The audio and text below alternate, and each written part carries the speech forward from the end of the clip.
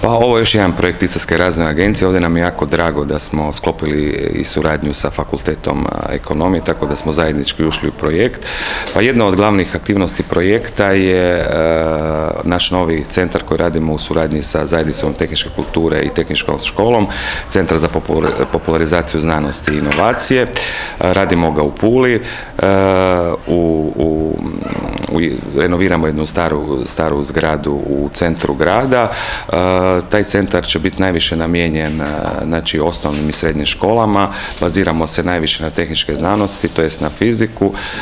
Već smo bili u pregovorima sa aktivom predsjednikom aktiva fizike u Istarskoj županiji, tako da već od naredne školske godine učenici 7. i 8. razreda i 1. i 2. srednje će imati vježbe i kroz jednu igru i znanost će moći koristiti praktikume tog Centra za popularizaciju znanosti. Znači, vrijednost projekta kojeg ima IDA je oko 2 milijuna kuna u projektu, a vrijednost ovog centra je, znači, oprema plus radovi negdje oko 900.000 kuna.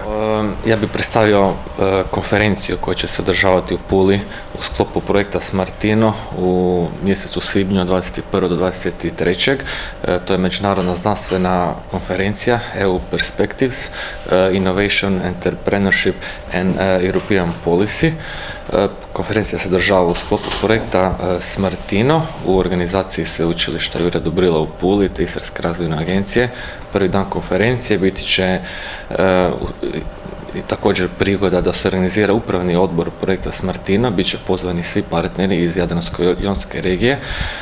Očekujemo velik dolazak predstavnika partnera, te bit će održavane razne radionice za gospodarstvenike, za inovatore, za znanstveno-istraživački sektor, te očekujemo dolazak poslovnih anđela kojima se radujemo budući da ih fali na području Republike Hrvatske.